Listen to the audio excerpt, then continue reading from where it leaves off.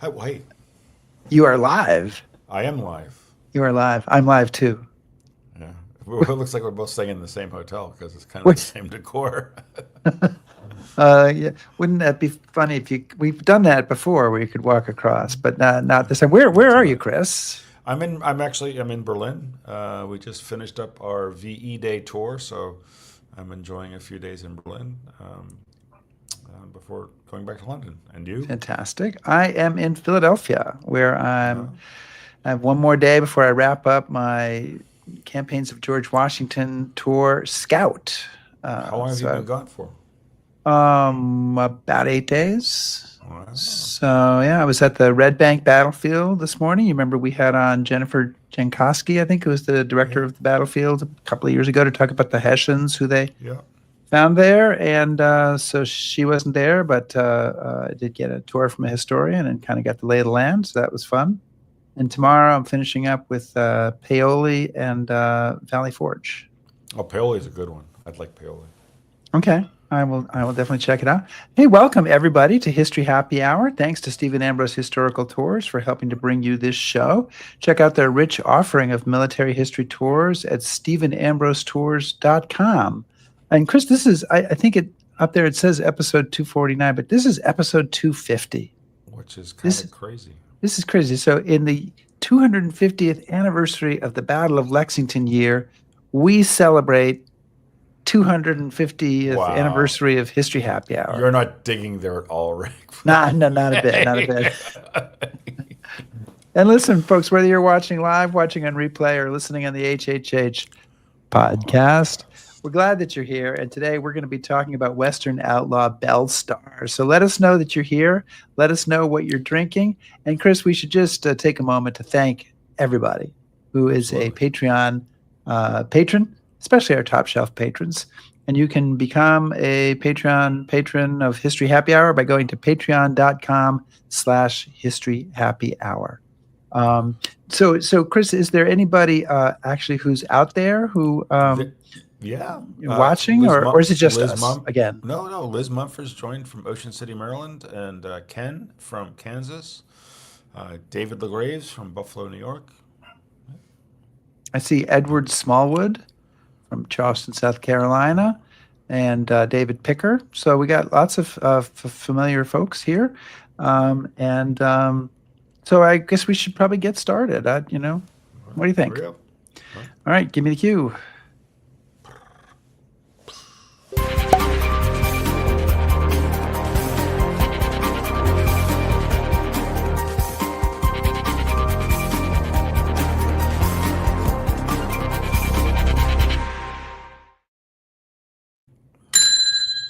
There you go. You brought it. I feel better. I did.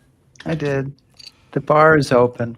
All Hey, right. if you're like me, when you hear the name Belle Starr, you think, okay, Western outlaw, and chances Right. are that this picture or some similar picture comes to mind, and maybe you don't know a whole lot more than that. I would say, Chris, that her star has risen and fallen over the years. See what I Ooh. did there? Yeah.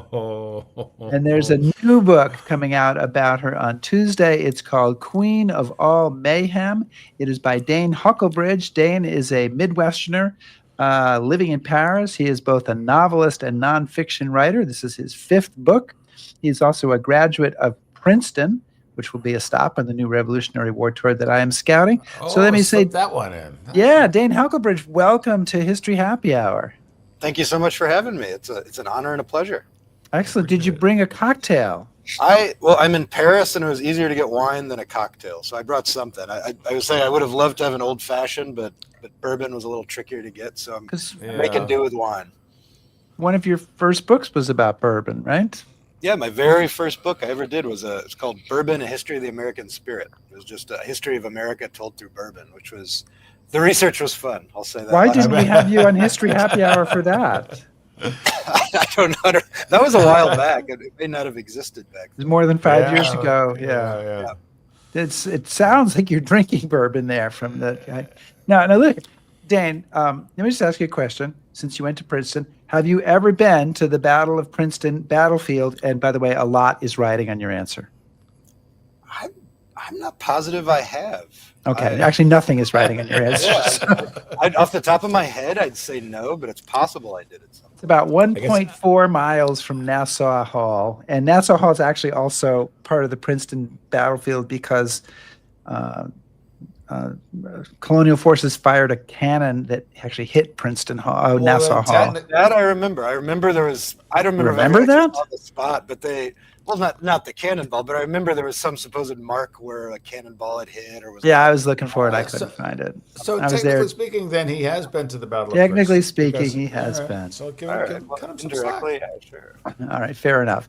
Okay, Dane, let's get started. And let me just throw it out there. First question: who is Belle Starr? Because I don't know that everybody in 2025 has as much of an idea as like I did when I was a kid reading about her. Can we start with a bit about her to set the stage? Tell us a little bit about this lady. Certainly, Belle Starr was a female outlaw, bandit, smuggler, stick-up artist, horse thief, who was sort of a local celebrity and local terror in the Texas area around Dallas and in what was then Indian Territory, modern day Oklahoma, and who got in all sorts of hijinks and scrapes and trouble with both tribal authorities and federal authorities, the U.S. Marshals. And she lived a very tumultuous life. She ran with some very interesting characters, with Jesse James, Cole Younger, Jim Reed, other famous outlaws.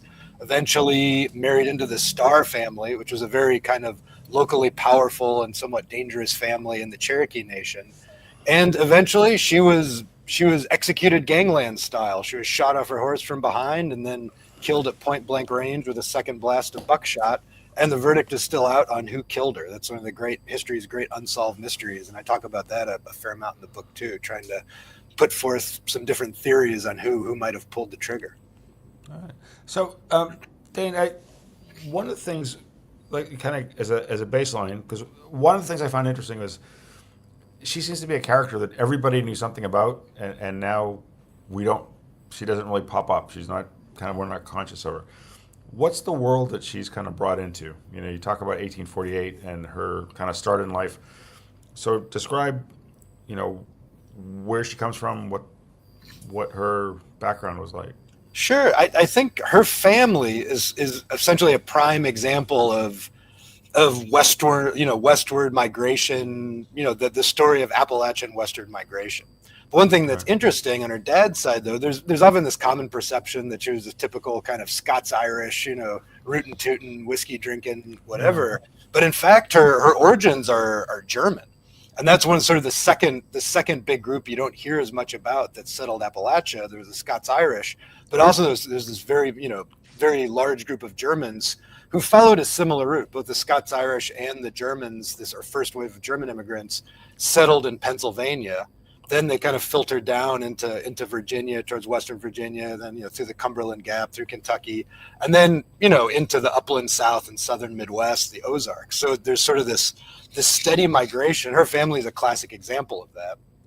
And they started out in Pennsylvania, like I said, followed that western route, and they ended up in Carthage, Missouri, which is on the southwestern Missouri, right on the very edge of the Ozarks, which is a sort of a common destination point.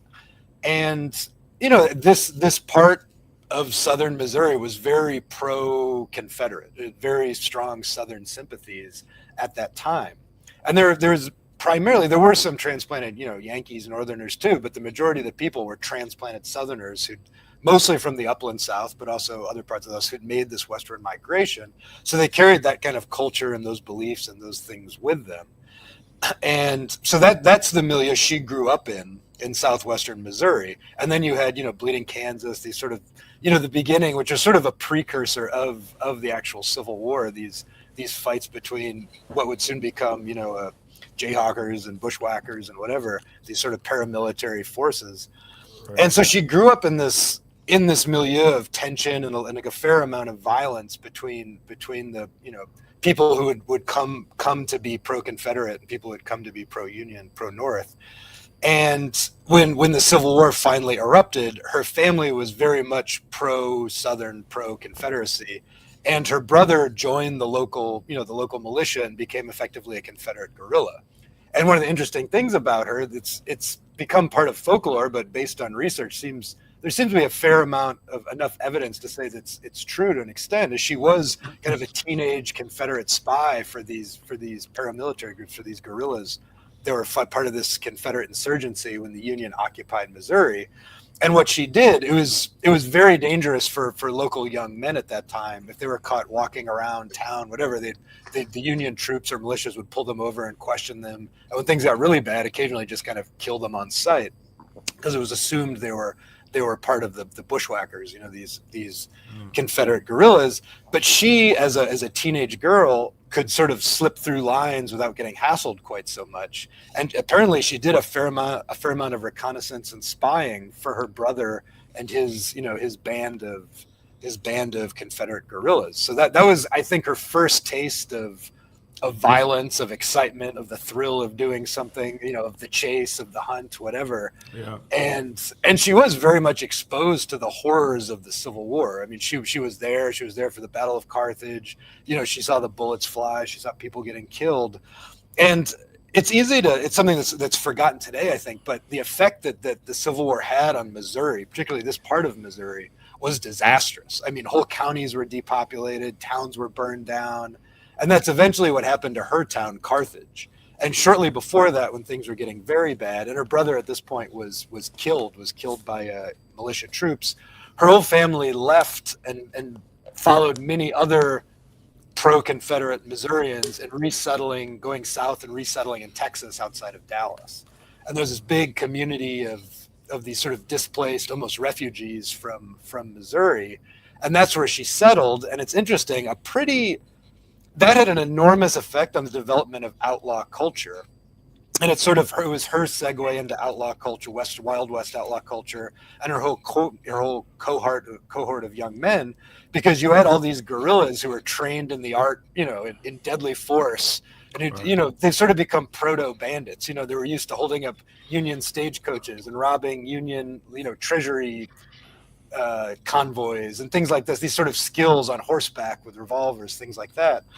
And they acquired these skills, and then in the aftermath of the Civil War, they weren't granted the same clemency most other Confederates were, because they weren't acknowledged as uniform-wearing Confederates. They were just kind of, bushwhackers. They were considered sort of bandits. And because many of them feared prosecution after the war, they fled to Texas, and the local economy was in ruins anyway. And without any sort of trade to turn to, they ended up going towards the one thing they had, which was their guns. And it's this experience created this outlaw class, particularly in this part of Texas. And Belle Starr was very much part of that. And her first husband, Jim Reed, was exactly like that. He was one of Quantrill's raiders, a Confederate guerrilla. So were Jesse James, so were Cole Younger. So you had these band of former Confederate guerrillas who made the not very big leap into becoming Western outlaws. And Belle Starr I wouldn't say sucked along, because I think she was a pretty willing participant. I think she really enjoyed the outlaw life, but that was her entree into the outlaw life. So can we talk a little bit about the Wild West? Was there ever such a thing outside of Hollywood?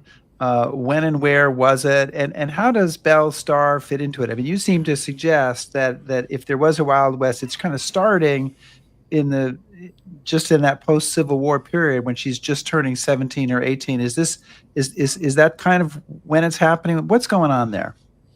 Yeah, I think, the idea of the West in American history has always been somewhat plastic and open to interpretation, because it's always, Western expansion, what we think of, quote unquote, the frontier, was always pushing westward along with European colonization.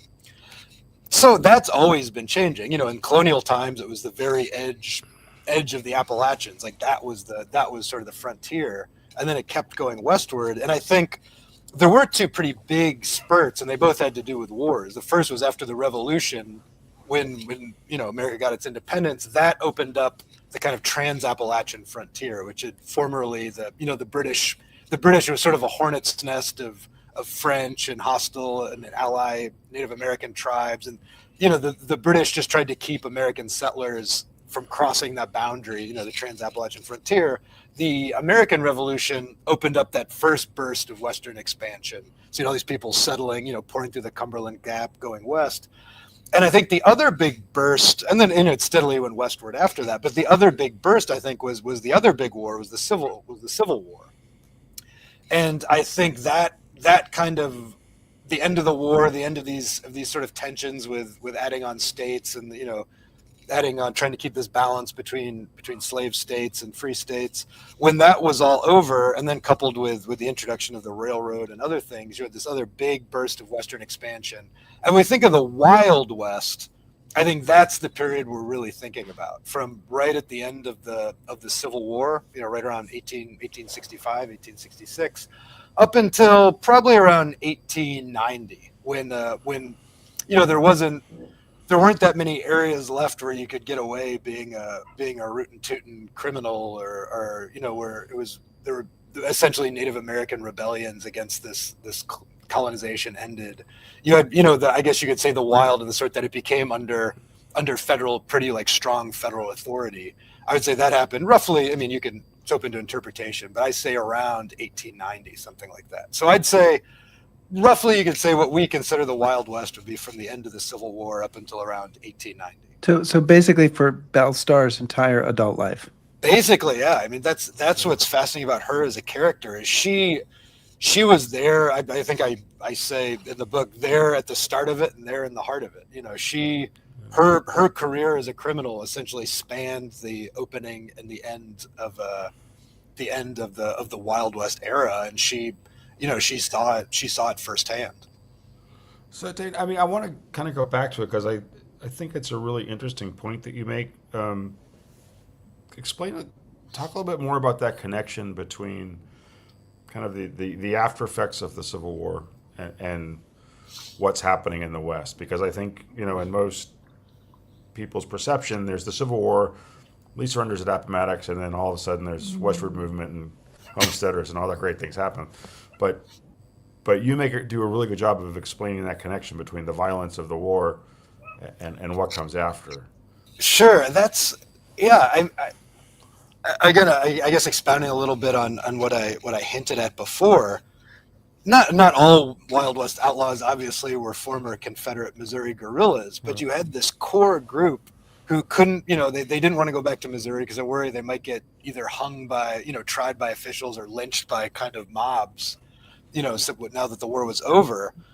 And they'd acquired all these skills. It was almost like that was a training ground to be a Wild West outlaw.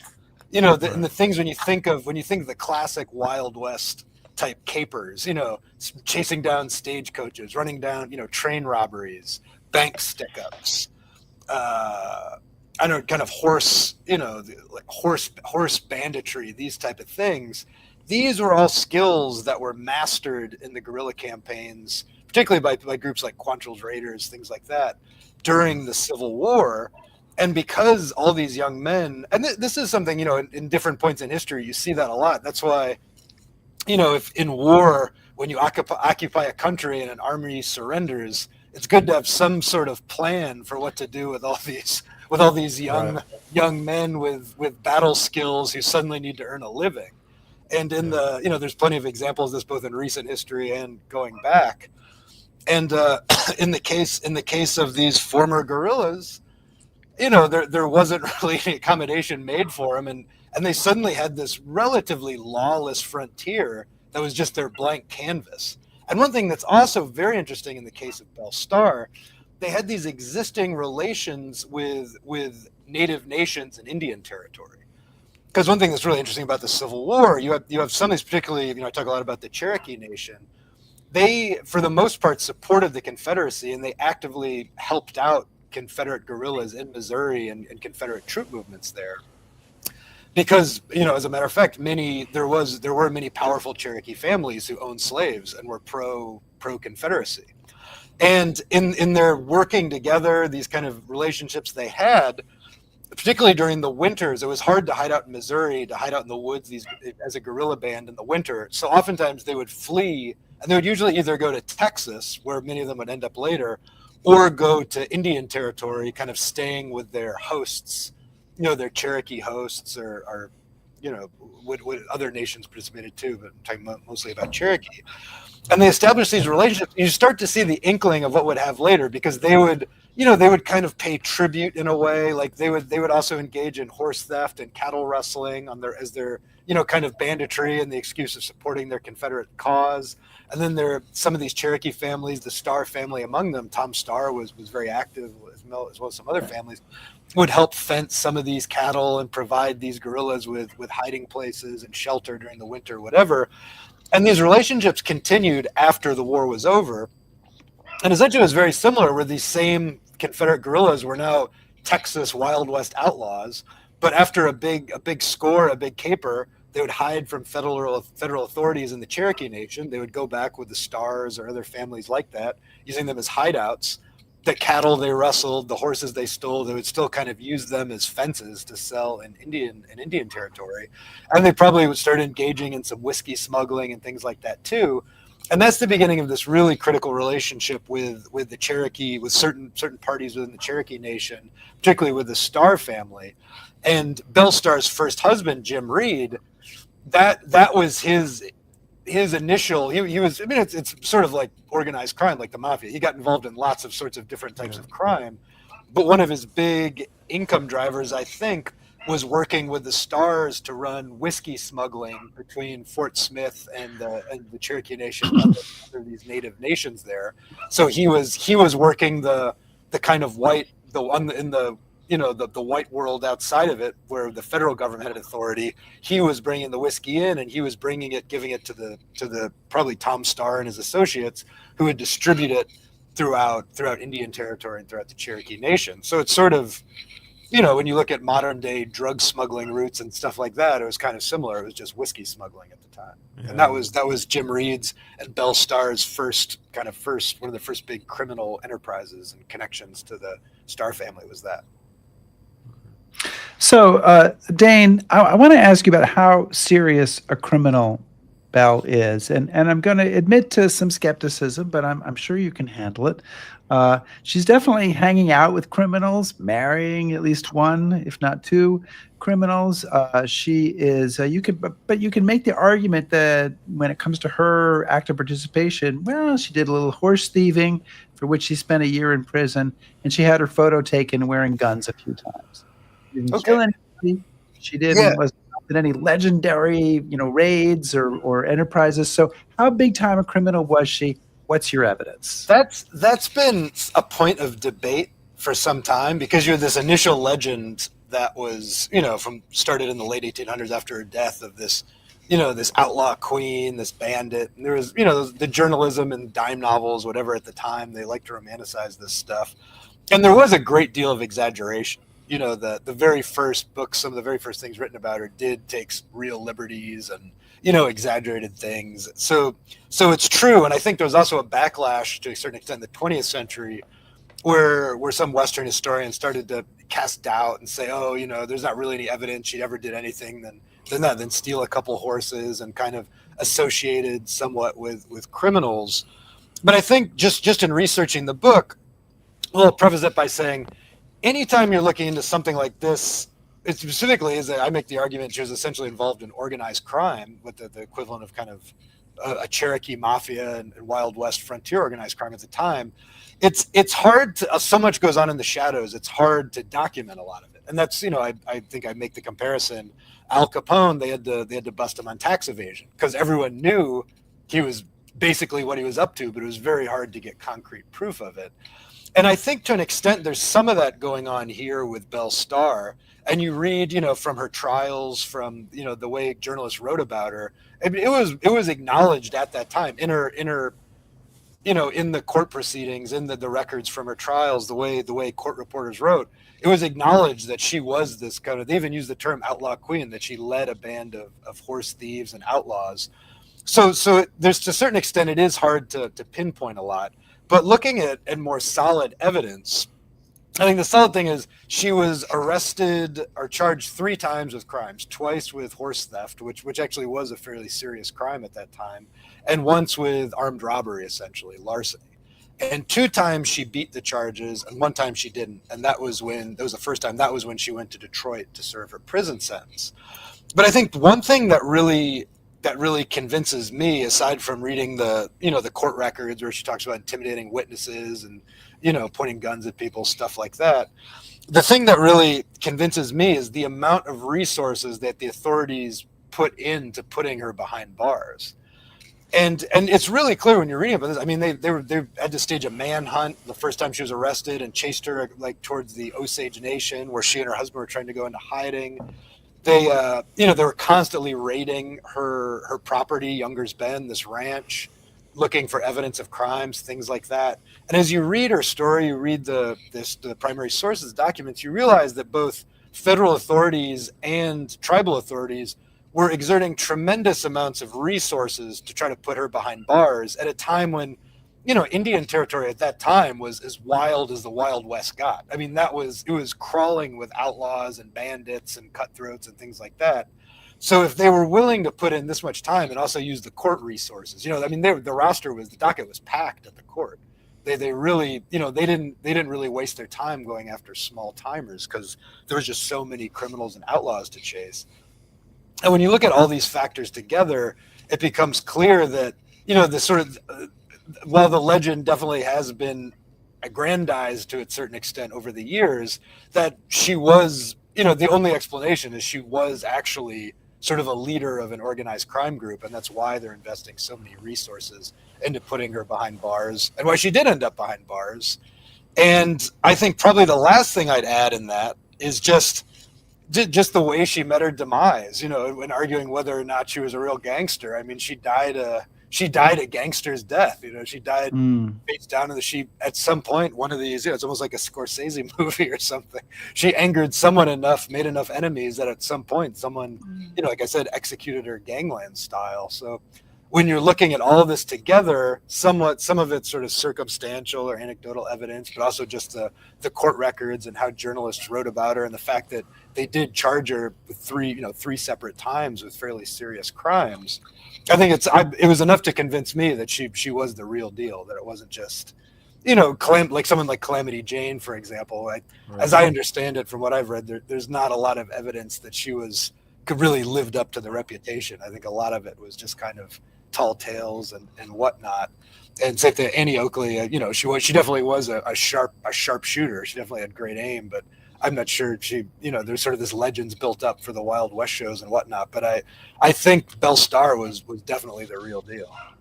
So Dave, speaking of legend, and since you've sort of resuscitated her for modern readers, how well known was she then? And is she promoting whatever public image she has, or are people just fascinated by her then, or is she just a kind of a local hero? I mean, I think during her lifetime, when she was living even prior to that, because of some of the men she ran with, particularly her first husband, Jim Reed, I think she was a bit of a local legend in her lifetime, like around Indian Territory, that area of Fort Smith, Arkansas, North Texas. You have this little outlaw corridor where I think she was known in that area, and she fought, she embraced this image. She wanted to be seen as this, the same way, some of the famous, mafia dons in history would be seen, ringside at boxing matches, in the fancy clothes, the fur coats, whatever. I mean, there's a perfect image. She cultivated this image of kind of an outlaw queen wearing these feathered pinned hats and, black dresses and with hurt kerchiefs and, always wearing guns at her side. So she definitely embraced it. I think I don't think it was just posturing, because where she was living at that time, it wasn't really safe to posture as an outlaw. You had to back up your strut.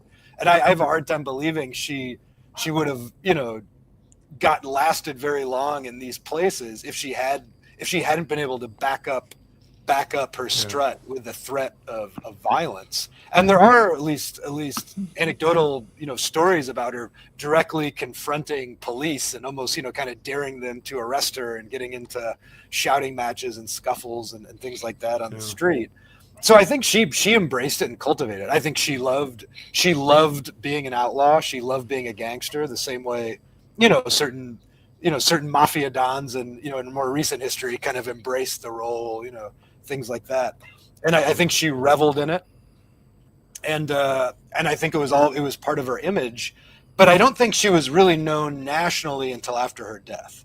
And after her death, you had Fox, who was this. And he was sort of like a tabloid true crime, also boxing promoter, just kind of She gets on Fox News and it all changes, right? yeah, but yeah, this guy Fox, he heard the story, and I do think he'd kind of had a few small mentions of her in his police gazette, his true crime gazette before. But after her death, he decides like, oh, this story is too good to be true, and publishes her first biography, which did take a lot of liberties, did fabricate a lot of stuff, but there's a fair amount of truth in it too. And that's when her story, when she started to become a household name, that was right after death. This would have been the 1890s. And from there, I think her story effectively took off, and you start to have kind of folk songs, stories, plays, poems. Then when Hollywood came along, you started to have movies about her life. And she did become, I think, more of a household name. And then in the post-war years, I talk about in this book, she faded a bit from the public consciousness, to the point where it's not as if nobody knows who she is. There are still, people who spark, particularly if you grew up at the time when Westerns were still really, really big. I think there's still, some people know who she is, but not like generations prior, I think. And I talk about that a bit in the beginning of the book too. Why in the, during the Cold War years, the post-war years, 50s, 60s, 70s, 80s, you see her be forgotten a little bit, which is, in a way, I argue, is unfortunate, because unlike some of these other female Wild West characters whose legend has lived on, she actually was the real deal. She actually went to prison. She actually pulled guns on people. She actually, held. I mean, it's hard. A lot of this is hard to prove, but participated in armed robberies disguised as a man and stole horses and gold and things like that. So that's something I talk about in the book too, which I can go into more of that if you want. But that's an interesting sort of cultural study. Well, I want to remind everybody that we are chatting today with Dane Hucklebridge, excuse me, who's the author of Queen of All Mayhem, about the Western outlaw Belle Starr. So she is born Maybelle Shirley. How does she become Belle Starr? Well, the short answer is through marriage, but it was sort of a long and winding road, because her very first husband was Jim Reed. And so for a while she was Belle Reed, and at this point, Jim Reed was starting to be getting into serious banditry. And he participated in one of the bigger heists in the history of Indian Territory, the Grayson robbery, where two accomplices, and Belle Starr was there as kind of a sidekick. She didn't participate in the actual robbery, but I think she was more of kind of a lookout outside of the ranch, watching the horses, waiting, being a lookout. But she was there for it. She was there when they split up the gold and when they made their getaway while getting pursued by people who are not too happy about all this. But that was her entree into banditry, was Jim Reed. It is a great story. I mean, there's a lot of much longer stories you can tell. But finally, he was a bit of, when you think of those kind of gangster movies, like the one who's a bit of a loose cannon, who gets into trouble, who isn't disciplined and kind of shoots off his mouth, whatever, spends all their money instead of being smart with the money, blows it all at the casino. Jim Reed was a bit like that. And they had a big falling out, because after this Grayson robbery, they made $32,000 in gold, which is, I mean, it's a lot of money today. Back then it was enormous. I mean, that was just an incredible sum of money. And Jim Reed, instead of being responsible and sharing it with his wife, Belle Reed at the time, and sort of investing in their future and being smart about it, he blew it all on gambling, horse races. I just got to say, though, that it may be a little much to expect a Western outlaw to be responsible with their investments. This is part of the reason. You're maybe asking too much. Yeah, that's part of the reason you see this same thing with like Jesse James. I think they embraced the lifestyle. They would get these big scores, and then they would live it up. I mean, that was, you get the whores at the bordello and tip everybody $100 or whatever. Yeah, so that's definitely what Jim Reed did. And at one part, he got a mistress and left Belle and ran off, and ended up getting into more trouble. And this was their big falling out. And it was probably the best for Bell, because he ended up getting himself killed by a bounty hunter. There's this bounty hunter who was sort of pretending to be his friend and convinced him he had a great idea for the next score when he was in hiding and on the run. And eventually this bounty hunter killed him. And that's I talk about this in the book, but that's a great, an incredible movie-worthy scene of this epic like struggle where Jim Reed has half his face blown off and is gushing blood everywhere and wrestling him to the ground, and eventually he subdues him. So that was the death of Belle's first husband. And after that, she had this difficult period where I think she was a little bit lost, and she had 2 kids at this point too. And this is sort of a lost period in her life. Eventually, she started shacking up with this sort of gambler, perhaps minor outlaw named Bruce Younger, and they did get married, but it was a disastrous sort of, almost like, I mean, not literally Las Vegas. They didn't get married in Vegas. One of these kind of like disastrous Las Vegas type weddings that lasted a couple weeks, and then I think he ran off on her for reasons that still aren't entirely clear. And at this point, I think Belle Starr had enough, and also she was tired of playing second fiddle to these male outlaws and never kind of getting her chance to do her thing. And that's when she just cuts a beeline straight to the Cherokee Nation and almost directly marries Sam Starr, who is the son of Tom Starr, this local Cherokee strongman, kind of political boss, arguably a Cherokee mafia leader. And she marries into this family. And suddenly, and I talk about this in the book too, I think there are historical reasons why she probably had more liberties as a woman in the Cherokee Nation versus sort of Anglo world of the frontier, and she works her way up the ranks of this Cherokee crime family, and eventually gets her own little gang, and alongside her husband, who he also eventually gets killed, Sam Starr. But they're running this little their own outfit, their own small crime syndicate, and they start getting involved in horse theft was one of their big things, and stickups and other things like that. And that angered local tribal authorities, the Cherokee police, who had a lot of historical reasons for not liking the Starr family to begin with, going back to the Cherokee Civil War, and also just weren't crazy about Belle, this outsider, coming in and causing trouble. And the U.S. Marshals, who also were not happy about what she was doing, they got involved too. And you have this sticky situation where the U.S. Marshals kind of had, I mean, ultimately they did have authority, but like things got sticky on Indian reservations. And then the tribal authorities, it was also sticky because they had to be careful with how they dealt with white residents on the reservations. So you had these two groups of authorities who had to figure out, all right, we got to figure out a way to do this. And they started actually colluding and working together to try to put Belle Starr and her husband behind bars. So Dane, you mentioned a Cherokee word, and if I mispronounce it, I apologize. Chigau? Chigau?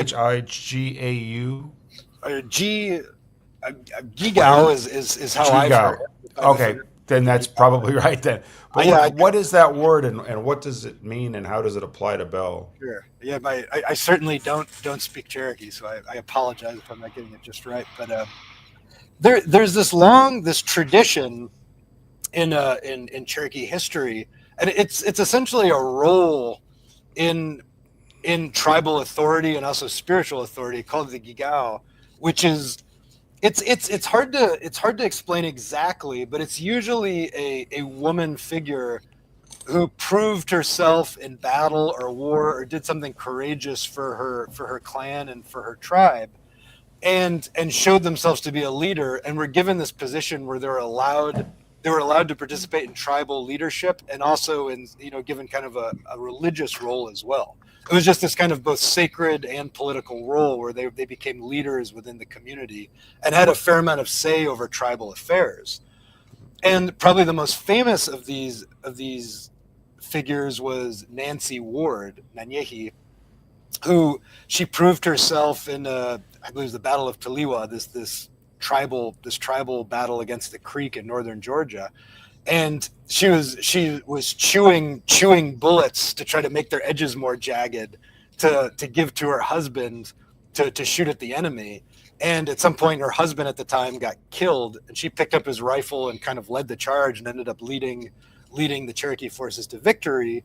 And because she displayed such courage and such leadership, she was given this role, and she ended up playing a very big part in guiding her people through this tumultuous period when they were negotiating all these white settlers, following the Revolutionary War, pouring into their lands and trying to figure out how to negotiate, keep their land, keep their sovereignty alongside this onslaught of American settlers, of Euro-American, Anglo-American settlers.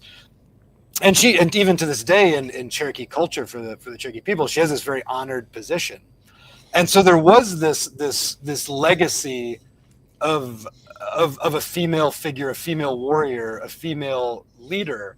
And I have to think that, not that directly, that, specifically Belle thought, oh, this this is a good place for me because of this, but it's more indicative of Cherokee culture, which was matrilineal, where property and custody of children and clan membership would pass down through females, not through males, where I think traditionally women had a much larger role in politics and society, and also were I think what was kind of marriage, sexual relationships, things like that. It was much more. It wasn't quite as strict and buttoned down as what Belle had become accustomed to in Anglo society, where essentially women were kind of almost considered property and didn't have that many rights, and that's what she was bucking against. And I have to think that part of what appealed to her in Cherokee society and marrying into this Cherokee family, living in Cherokee Nation, is that she thought that she did have sort of more liberty, more opportunities for self-determination, more opportunities to do what she wanted. That's effectively what she did. Like I said, she became the de facto leader of this, crime group. And in the Cherokee Nation, at this ranch she lived on called Younger's Bend. And, I think that would have been difficult in just if she'd just been in Texas and Anglo society. And also what I think is ironic about it, when you look at what she ended up, her main sources of income, one was stealing horses and bartering horses. And the other was her ranch served as a hideout for lots of these famous outlaws. Like Jesse James at one point used her Younger's Bend ranch as a hideout. And these outlaws would pay tribute. They would have a big score. They would come stay with her, give her some protection money. So she was essentially in the hospitality industry. And those are the two things her father had done back in Carthage, Missouri. He raised horses, he was a horse breeder, and he ran a hotel and became the sort of community leader because he was a proper businessman. And so essentially she didn't stray that far from the family business. It was just, as a woman, there was no way for her to do it, in Anglo frontier society. So she said, forget this, and she went and did it illegally in the Cherokee Nation instead. So, I'm noticing that on our comments page, we don't have any comments since 4:07 p.m., which is really unusual. So I'm wondering if there's a technical problem there. So I'd ask you, if you're watching, if you have a question, please put it in. If you could just let us know if you'd heard of Belle Starr before this show and what you knew about her. Even that information would help us, and then it would help us to know that the comments are working. Dana, I want to ask you about how she becomes famous after her death. And you talked about this a little bit, but she's killed when she's 41. And let's not get too deep into that because it's the denouement of the book, and we don't want to kind of give it away. We want people to buy copies of your book. How does she transform into a legendary figure? And, if you're ruminating a little bit, what does that say about the America that kind of buys into the transformation of this relatively local criminal to this huge legendary figure? I think it goes back to what we talked about earlier about the end of the Wild West era. So she was killed in 1889, which is really the very end of this, what we consider the Wild West era. And I think already as it's winding down, there's this tremendous appetite, kind of nostalgia appetite among Easterners back in the cities and Midwesterners in cities for stories from this vanishing frontier, true stories of adventure and shootouts and outlaws and what have you. And her death just occurred at this very propitious moment And it, almost through maybe coincidence, I don't know, a dispatch from one of these local papers right around Indian Territory, Arkansas, where she was killed, made its way to the New York Times. And because, you know, the New York Times, for them, it was exotic, it was fascinating. Oh, like a lady bandit, this lady outlaw from Indian Territory in Oklahoma, people will be interested in this. They wrote this obituary about her.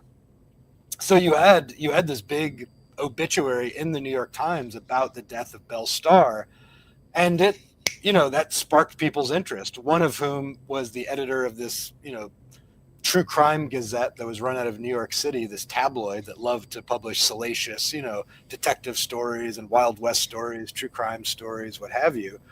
And that's that initial biography I mentioned before. That's what spurred that. They immediately sent a reporter to Fort Smith, Arkansas, to go, and maybe they went to Texas too, I'm not sure, to kind of explore, talk to people who knew her, get the full story. Like I said, they took a lot of creative liberties too, and invented a lot of things to romanticize the story. But I think that was when that was, you know, America, you know, the general public, that was their first kind of real glimpse of Belle Starr. And when she went from being just this kind of local figure, this colorful local figure with a checkered past, to being a national sensation. And yeah, from there, like I said, her story kind of took off, and she did, I think, become more or less a household name, or at least something very close to a household name. Do you think, and Chris, can I jump in? I guess you already have, Rick. Oh, that hurt. That hurt. Do you think the pictures have something to do with it? I mean, you know, there's photographs. I think that's got to be, because to me, that was always a big part of, when I think of Belle Starr, I think of that photograph of her standing there. And then there's the photograph of her on the horse. There's photographs of her with one of her husbands. So yeah, we can see her. Well, yeah, it's not just her, but I think a lot of these Western figures in general, the photographs also helped their legend come to life. And it's what really secured in the, you know, in the collective consciousness, the public imagination, how these people were. And that's part of the reason too. I think they were so big on always posing with their guns. You know, I think they were aware of this. I think these outlaws, you know, I think they were proud of their persona, but I think to a certain extent they were aware of the power of photography and how potent it could be. And I think to an extent Belle, and I talk about this in the book, not her first trial, but her later trials, the ones where she beat the case, I make the argument that I think she kind of had this very intriguing public relations strategy where, you know, she knew she was going to trial. She was effectively out on bail in Fort Smith. Instead of lying low and trying to pass off as a law-abiding figure, she very blatantly carried herself like an outlaw. You know, she posed for these photos. She posed with Blue Duck. I don't think we have that picture, but this other Cherokee outlaw kind of showing, look, I'm with this guy. She not only didn't conceal it, like she blatantly like promoted and celebrated her identity as an outlaw, even giving interviews where she said, like, I'm a friend to any brave and gallant outlaw, with the Dallas paper she was interviewing her with. And I think it was part of this PR strategy where she knew, you know, everyone knew her. She was going to be judged by a jury of her peers, or the judge, you know, have the case dismissed, whether or not it was going to be by the judge. So everyone knew who she was. There was no point in trying to pretend she was a law-abiding citizen. Her one hope, I think, was to just to make sure people understood, I am an outlaw, but I have a code of honor, you know, and I'm not the type of outlaw, you know, like I might rob a rich bank, or, you know, some Yankee businessmen, carpetbaggers, or whatever, you know, but I'm not just some low-lying, like, yellow-bellied criminal who's, you know, some scumbag who's gonna steal horses from poor farmers or hold up, you know, just frontier settlers trying to make it. And I argue that I think that was her PR strategy, which she got off the charges. So I guess you could argue that maybe it worked. She ended up beating the rap. And, you know, also you could argue too, it might have had an element of witness intimidation. And for the armed robbery charge, where this is one of these great mysteries, and I think my personal opinion is that she did it. There was this stick up where her and a few other outlaws with their, you know, classic faces covered by bandanas, stuck up a couple of local people, and it wasn't a huge score, but they made off with some, I think some money and trinkets and jewelry and stuff like that. And one of the witnesses said, she was confident. It was a female witness who said one of the bandits, I'm convinced, was a woman pretending to be a man, and she was wearing a white hat. And Belle Starr there'd long been these rumors about her dressing up as a man to try to evade capture and things like that. And she also had this white hat she was famous for wearing. And so, and eventually, though, the other witnesses, this was the only witness who stuck to this story that it was a woman. And the other witnesses all said, oh, no, it couldn't have been Belle Starr. It was definitely not Belle Starr, And I think there's very much the potential that part of this campaign PR campaign, these pictures, her talking to the press in the ways that she did, very well could have been a form of witness intimidation as well. And we know from her earlier trial, the first one she went to prison for, one of the witnesses said, Belle Starr blatantly intimidated me, said, if you talk to the authorities, I'm going to waylay your road, which means like when you're walking home from the fields, or through the woods, I'm going to shoot you. And apparently it's unclear if she was just trying to intimidate him or if she was aiming and missed. But apparently he said he heard a gunshot one day when he was walking through the woods or whatever, and galloped off. And he was convinced it was her, or at least someone working for her. So there was this kind of history of witness intimidation as well. So possibly you could argue that these pictures serve that factor to kind of intimidate people who might testify, or even other outlaws who might try to muscle in on their turf. So Dan, I can't bring up the question, but Tammy Stone Strobel would like to know what led you to begin your research on her, and kind of what was the spark there. Sure, that's a great story, because when I was a little kid, my mom's side of the family, they have the Scots-Irish kind of frontier side. They were farmers in Texas, and when I was growing up, there was always this family legend, and we have a number of stories like this. Some of this I know for a fact are true about outlaws and people getting hung by the neck and stuff like that. But some are a little bit more family lore that I'm not always so certain how true they are. But there was always this bit of family lore that we were distantly related to Belle Starr. And, I never looked into it. I never asked how. I didn't even know that much about Belle Starr and the fact that she was this female bandit outlaw from the Wild West. And it just so happened I was talking to my editor about some ideas for books, and it wasn't even that I was pitching a book about Belle Starr. It just came up in conversation, because I think we're talking about how criminal books about crime were always interesting to the public and things like that. And I think I just mentioned it was funny. I was just talking to a friend about this bit of family lore that we were just related to Belle Starr. And instantly, my editor was just, it was one of these moments when the needle skips off the record. Like, whoa, tell me more about this Belle Starr. And it turns out and that's how it happened. Like, he just loved the story, and he said, do you think you could do a book about that? And I said, yeah, I think so. I'd have to do a lot of research, because I just know what my mom told me, which isn't that much.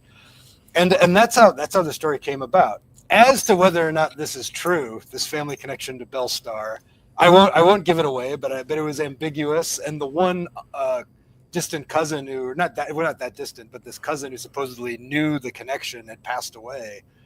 And so it was a little tricky trying to figure this out. And I won't give it away because I talk about it in the book. But part of the book, and not a major part, but it became part of the book too, this personal angle where I was interested to see if I could find through my research some kind of personal link to Belle Starr, and some sort of familial connection. So that's how it started. And I talk about that in the beginning of the book, and then I kind of close on it as well, sort of a way of bookending the book, how I wanted to solve this mystery, and then what I learned over the course of my research. So we have a couple of questions, and I'll put up Linda Bunnells, who says, what happened to her children and her husband after her death? But I would add to that Ray Smith's question, does your book include Belle Starr's daughter, who's, I think, went by Pearl Starr? I do. Yeah. I talk about them, and this is, it's fitting with the Wild West outlaw narrative, but it is kind of sad. Things did not end well for Belle Starr, or essentially any of the people she was connected to, and that's part of the reason I chose the title Queen of All Mayhem. And it is just it's a very bloody story, lots of gunfights. I mean, of all of her husbands, I think she had 4 husbands total. Let's see if I'm right. Yeah, 4 husbands total. 3 of them died in gunfights, essentially. So 3 of her 4 husbands were killed by, Wild West lead poisoning, so to speak. And so her last husband, her very last husband she had, was another. It's somewhat ambiguous if you identify it as Cherokee or Choctaw or Creek, but he was a resident of apparently mixed parentage, but a Native American resident of these nations called Jim July. And he was her last husband, and he, shortly after her death, he joined up with a band of outlaws and was killed in a shootout. He didn't die right away, but died in police custody. Was killed in a shootout, an outlaw shootout with authorities. So that's her husband at the time. I believe it was a few months. I don't remember off the top of my head, but I think it was a few months or a year after her death. He died in a shootout. Her son Edwin, who had kind of like apparently a contentious relationship with his mother. She loved him dearly, but I think there was a lot of friction and tension towards the end of their lives. He was also dabbled in outlawry and banditry. He did do some time. He got arrested for theft, did some time, got out of prison, decided he wanted to go straight, and he actually tried to make it as a lawman, as kind of a deputy or whatever, working for the law. So he made an effort to go straight after he got out of prison. And I think there are different versions of this story. I think the true version is he got drunk one night, got in a dispute in a saloon, and he died in a shootout too. He was kind of pulling out his guns and, waving them around and possibly shooting the floor, if I remember correctly, something like that. The saloon owner, if I remember correctly, ended up blowing him away with a shotgun, I think. It's not safe behavior. Yeah, so even though he tried to go straight, he did, after his getting involved with some bad characters and crime, did try to make it as a lawman. But I think this sort of, this family, the family tradition of whiskey, mischief, getting into fights, causing trouble, got him into trouble, and he got his ticket punched. He ended up getting shot in the saloon. There's another version of the story that, if I remember correctly, that he was working for law enforcement at the time, and he tried to bust the saloon for, I don't remember what, like whiskey. They were selling illegal whiskey out the back door, something like that. I don't remember the exact version, but there's a version of the story where he was acting as a lawman, trying to, being honorable and trying to break up the ring, and was gunned down. But I personally don't believe that. I've read the newspaper articles from the town of that day, and I think he was just drunk and causing trouble, but it's possible. But that seemed the most truthful to me. And her daughter, Pearl, the version of the story I read, that she actually started working as a prostitute to try to raise money to get her, for the defense of her brother when he went to prison.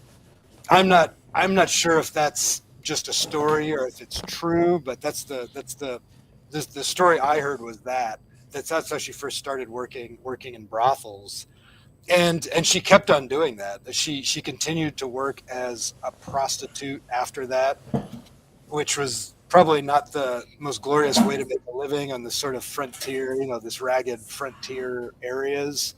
But I think, if I remember correctly, she did end up working her way up and becoming kind of the madam of her own brothel. And I believe she ended up in Arizona. She is one of the only people who lived to a ripe old age, I believe. So I don't remember the exact time of her death, but she didn't die. She ended up becoming a prostitute and getting involved in the, flesh trafficking business. So it didn't, I guess you could argue it didn't end great for her either, but she did at least not get killed in a bar brawl or right. Like that. But by those standards of that family, that's pretty impressive. So yeah, and when you look at her family, and even her family back in Missouri, her brother Bud got killed by gunfire, kind of, when he was part of the Confederate militia at the time during the Civil War. I think one of her other brothers I know got shot off his horse. I know he stole a horse and in Texas, and was, essentially, I don't know if it was a posse or a sheriff, but they shot him off his horse. So her other brother died from, getting into trouble, whatever, killed that way. I know one of her other brothers was getting into trouble. I'm not sure. I'm not sure if he got killed or not, but I know he was getting into trouble with the law and had to flee. So her family has this. You've already gotten her immediate family, all these people dying, and her brother's getting killed. Then her husband's, like I said, or her first husband Jim Reed, gunned down by a bounty hunter while he's on the run from the law. Her second husband Sam Starr in the Cherokee Nation dies in a gun duel, kind of defending her honor in a way, because he got in a fight with a Cherokee lawman who'd shot him when he was hiding and killed Belle Starr's favorite horse, Venus. So he ended up getting in a gunfight with this Cherokee lawman and getting gunned down. And then her final husband, Jim July, was the one I mentioned, who after her death went on this tear, joined an outlaw band, was also gunned down by authorities, and died, shortly thereafter in police custody, essentially. So yeah, when you look at and then of course she was gunned down. She was shot off her horse from behind and killed shot at point blank range in the face, basically with a shotgun. So yeah, her family. I mean, that's why I wouldn't say at all it was an exaggeration to say that the Wild West was pretty wild. And I remember I took this one history class at Princeton. It was about the history of the Wild West. And I remember at the time, I really did not like this history class. And I remember sort of almost like the sticking point of this professor was kind of, oh, the Wild West was not what you think. It was all just, land rights and treaties, whatever. And most settlers didn't even own guns, blah, blah, blah. And it was kind of a downer because I remember it just made the West very boring. And I always kind of carried this idea in my head that, oh, maybe it wasn't quite as wild as the Westerns make it out to be. But at least in the case of Belle Starr and her immediate surroundings, it was unbelievably violent. And yeah, it was, I would argue, even more violent than what I expected and what I'd come to see in Westerns. It was just very, very bloody, lots of crime, lots of banditry, and lots of gunfights and bloodshed. Well, Dane Huckleberry, thank you so much for joining us to chat about Belle Starr. And we ended up going over time, but no problem, because it's History Half Hour. Right. We can do whatever we want. Right, Chris? Right? Absolutely. And I want to say that Dane Huckleberry is the author of Queen of All Mayhem. You can order it on Amazon. Go to your bookstore. It comes out on Tuesday. We wish you the best of luck with that. And Dane, thank you so much for joining us today. Certainly. My pleasure. Thanks for having me. Thanks, Dane. Appreciate it. Wow. Okay. It's a long discussion about Belle Starr, but good. Yeah. Next week, though, Chris, we go back to World War II. Yes. And what? Oh, we had some comments like it was nice to get a break from World War II. So break's okay, over. Too bad. I'm glad you enjoyed the break. And now back to it. And the book is called Churchill's D-Day. I think that's right. And the authors are two very prestigious Brits. I had to double check with Cheryl. So we're going to have both these guys. One is Alan Packwood. One is, first of all, Sir Richard Dennett. Is that how you say that? Yeah. Former commander of the British Army. That's a whole thing. That's like the whole big thing, yeah. And Alan Packwood, who's director of the Churchill Archives Center. And they are going to be on to talk about the book, which captures Churchill's emotional turmoil and epic decision-making before, during, and after D-Day. I'm really looking forward to that. I'm sure, Chris, that you will be a loyal subject. I will be. I think you should introduce this show. I may just do that. I'll wax poetic. And I'll just try to be respectful of these august British authorities. Yes. Even though I'm just a lowly rebel colonial. Colonial peasant, yes. Yeah. Okay. Well, so looking forward to that. Should be an interesting program. Please join us for that. Hey, and meantime, please subscribe to us on YouTube, follow us on Facebook, shout at us on Blue Sky, listen to our podcast, back us on Patreon, and browse historyhappyhour.com. Thanks, everybody. Be safe.